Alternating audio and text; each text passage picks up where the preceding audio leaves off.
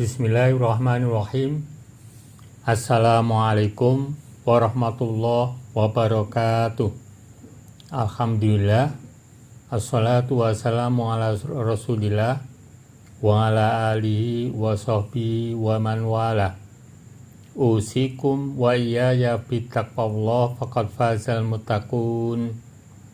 Ikhwati rahimakumullah. Semoga kita semuanya selalu dilindungi Allah Subhanahu wa Ta'ala, diberikan rezeki yang lancar, diberi umur yang panjang dan bermanfaat fiddin wa dunya wal akhirah. Ikhwati rahimakumullah, bahasa Al-Quran itu betul-betul menggunakan bahasa yang detail, yang halus, yang unik, mengagumkan, dan tidak bisa tertandingi. Karena itu semuanya asli dari Allah Subhanahu wa Ta'ala. Baik secara bahasa maupun tulisan benar-benar tepat, benar-benar detail. Pada kesempatan ini, kami akan mengaturkan contoh satu kata, tapi bentuk tulisannya ada dua, yaitu togo, di mana bentuk tulisannya ada dua, tapi bunyinya sama.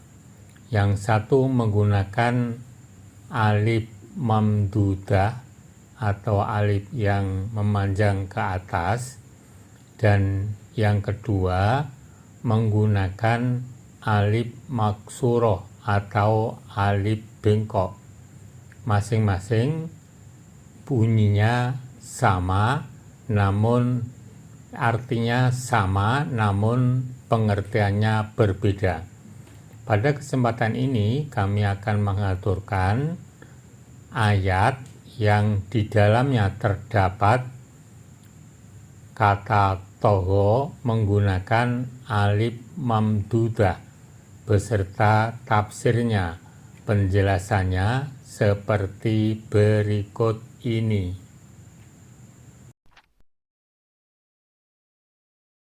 Surat Al-Haqqah ayat 11.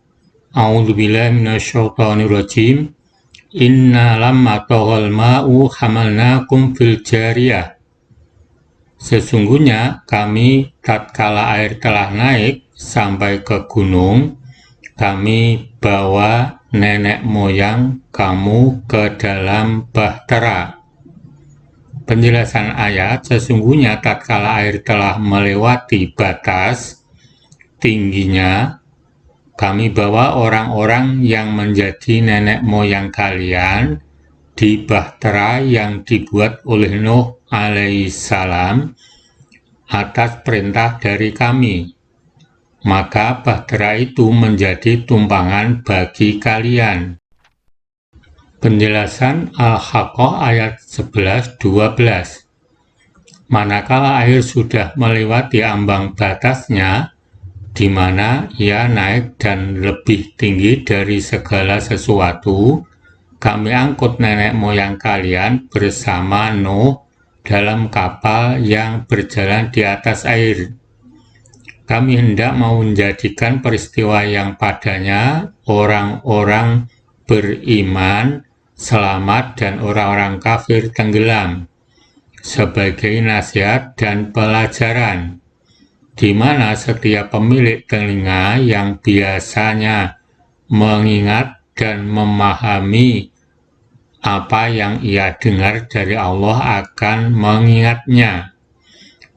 Kata togo pada surat Al-Haqqah ayat 11 tertulis menggunakan alif mamdudah, alif lurus ke atas, artinya menjadi tinggi atau naik.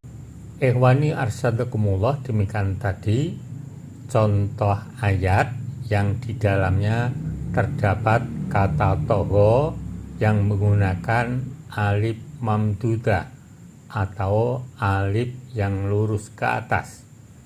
Kemudian kami akan mengaturkan ayat lain yang di dalamnya terdapat kata toho yang menggunakan alif maksuroh atau alif lainah atau alif bengkok bersama penjelasannya, kemudian dilanjutkan penjelasan pengertian toho yang menggunakan alif mamdudah dan kata toho yang menggunakan alif maksuroh seperti berikut ini. Surat Toha ayat 24. Idhab ila fir'auna innahu tagha. Pergilah kepada Fir'aun, sesungguhnya ia telah melampaui batas. Penjelasan ayat, pergilah engkau wahai Musa kepada Fir'aun, sesungguhnya dia telah berbuat melampaui batas kewajaran sebagai manusia dan membangkang terhadap Tuhannya. Maka serulah dia untuk mentauhidkan Allah dan beribadah kepadanya. Kata toho menggunakan alif maksuroh atau alif bengkok, artinya melampaui batas. Perbedaan kata toho dan kata toho seperti berikut. 1. Kata toho pada surat Al-Haqqah ayat 11 tertulis menggunakan alif mamdudah, alif lurus ke atas, artinya menjadi tinggi atau naik. 2. Kata toho menggunakan alif maksuroh, alif bengkok, artinya melampaui batas. 3. Kata toho pada surat Al-Haqqah ayat 11 tertulis menggunakan alif mamdudah, alif lurus ke atas, itu fa'ilnya atau pelakunya bukan manusia.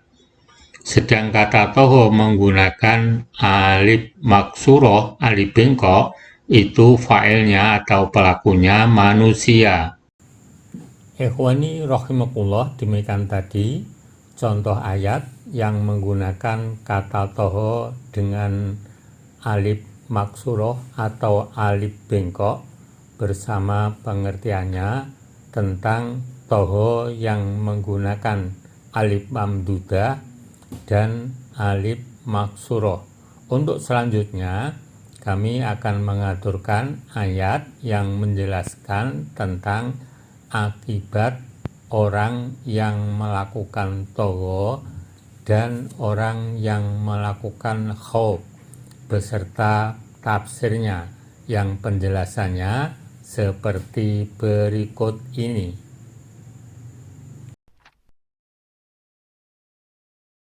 Surat An-Nazi'at ayat 37-39. Fa'amma man tagha wa athara hayatad dunya fa innal jahima yal ma'wa. Adapun orang yang melampaui batas dan lebih mengutamakan kehidupan dunia, maka sesungguhnya nerakalah tempat tinggalnya. Penjelasan ayat, adapun orang yang melampaui batas yaitu melanggar batas secara berani, menerjang maksiat-maksiat besar dan tidak mencukupkan diri pada batasan-batasan Allah dan lebih mengutamakan kehidupan dunia daripada akhirat, usahanya akan tertuju pada dunia dan waktunya dihabiskan untuk bagian dan kepentingan dunia dengan melupakan akhirat dan berbuat untuknya, maka sesungguhnya nerakalah tempat tinggal baginya. Neraka menjadi tempat tinggal dan menetap bagi orang yang kondisinya seperti itu. Surat An-Nazi'at ayat 40-41. Wa amma man khafa maqama rabbihi wa nahan nafsa 'anil hawa fa innal jannata hiyal ma'wa. Dan adapun orang-orang yang takut kepada kebesaran Tuhannya dan menahan diri dari keinginan hawa nafsunya, maka sesungguhnya surgalah tempat tinggalnya.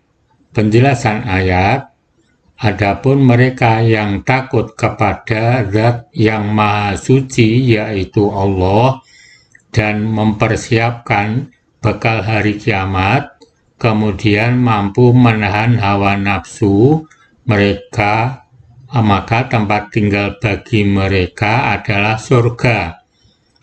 Tidak ada tempat lain yang sesuai selain surga. Neraka adalah tempat bagi orang yang bermaksiat dan surga adalah tempat bagi orang yang taat.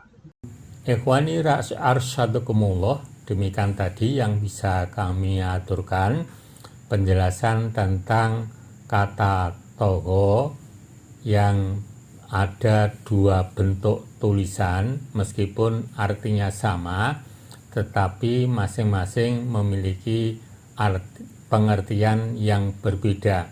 Itulah bahasa Al-Quran dan bentuk tulisan yang digunakan dalam Al-Quran. Semoga ini semuanya bisa menambah pengetahuan kita dalam usahanya memahami Al-Quran. Amin. Billahi taufiq wal hidayah. Assalamualaikum warahmatullahi wabarakatuh.